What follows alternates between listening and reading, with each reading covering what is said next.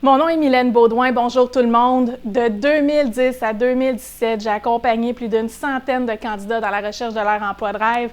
J'ai rédigé au-dessus de 200 articles sur le recrutement à la recherche d'emploi et j'ai créé le programme Les 9 étapes vers l'emploi de vos rêves. Aujourd'hui, on parle des vérifications pré-emploi. À quoi ça sert? Donc, comment gérer les risques? Jusqu'où pouvez-vous aller dans vos vérifications en tant qu'employeur? Toutes les entreprises ont des critères d'embauche différents.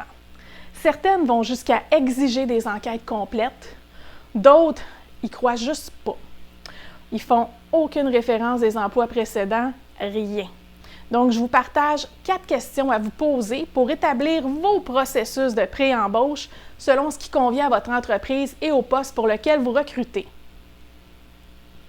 Premièrement, quand et de quelle façon procéder pour les références d'emploi?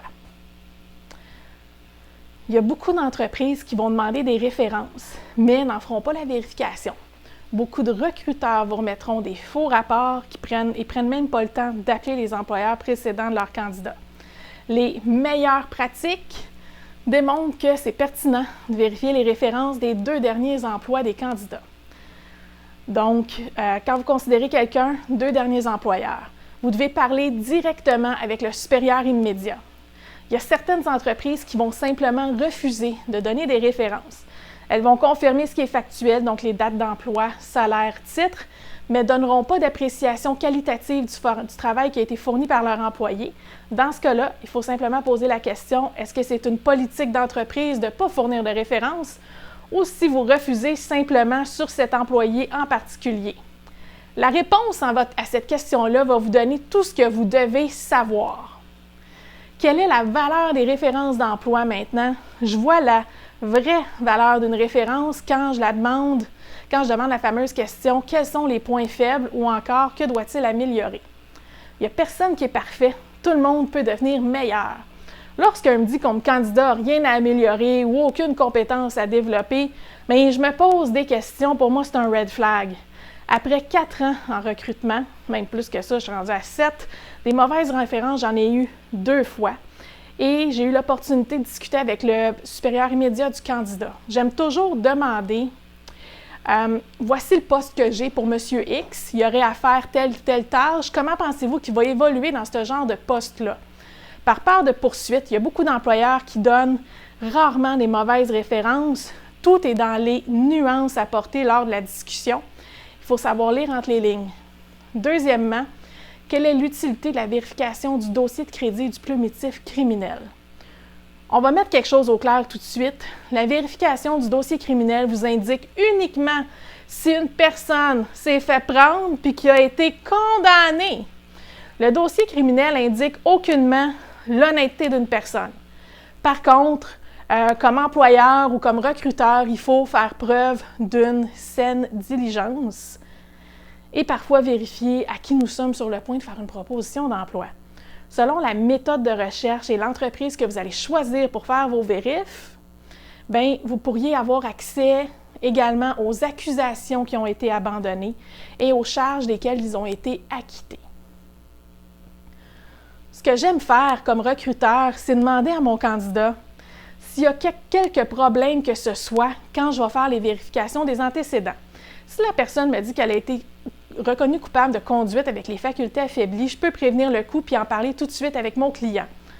Par contre, si la personne ne me dit rien puis que la vérification est positive, donc il y a un dossier criminel, c'est plus difficile pour moi de soutenir la candidature puisqu'il y a eu d'abord un manque d'intégrité à la base.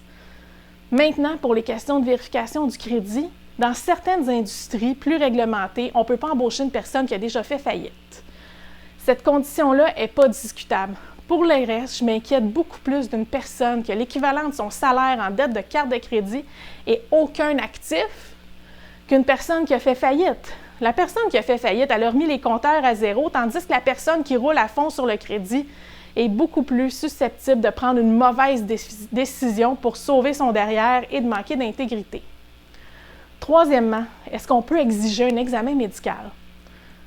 De plus en plus d'entreprises demandent des examens médicaux et l'inscrivent comme une condition à une offre d'emploi.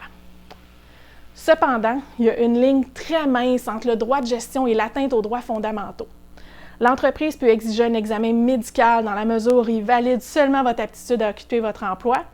De plus, le médecin ne peut pas divulguer les informations médicales qui vous concernent à votre futur employeur. Tout ce qu'il peut dire, c'est si vous êtes en mesure d'effectuer le travail, oui ou non. Les tests de dépistage de drogue portent atteinte aux droits fondamentaux du salarié et du candidat à l'emploi.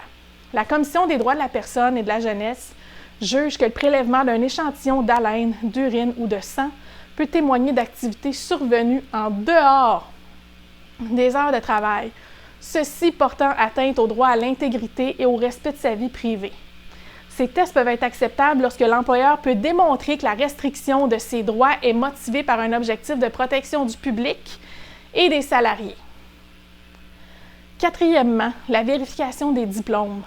Est-ce que c'est vraiment nécessaire? Lorsque vous embauchez un professionnel régi par un ordre comme le barreau, l'ordre des CPA, l'ordre des CRHA, cette vérification-là est vraiment simple à faire et accessible au public à travers le tableau de l'ordre. Je vous la conseille fortement, elle pourrait vous éviter bien des ennuis et des déceptions. Lorsque le candidat que vous projetez d'embaucher n'est pas membre d'un ordre professionnel, je vous conseille de valider l'obtention des derniers diplômes. 40% des professionnels vont mentir sur leur CV. Personnellement, un seul de mes clients me l'a exigé et j'aimerais beaucoup que ce nombre-là augmente. Et j'ai également attrapé un candidat qui mentait délibérément sur son éducation. Ce genre de mensonge-là existe vraiment. Je vous conseille de faire preuve de diligence puisqu'il est facile de se faufiler sans se faire prendre. Comment situer votre entreprise dans tout ça? Bien, il n'y a pas de réponse toute faite, il n'y a pas de réponse magique, ça dépend de chaque type de poste. La réponse se situe dans le risque que vous êtes capable de gérer et le risque que comporte l'emploi et le poste pour lequel vous recrutez. Par exemple, s'il s'agit d'un poste de directeur des finances, bien, je vérifierai au minimum crédit criminel, éducation et les références.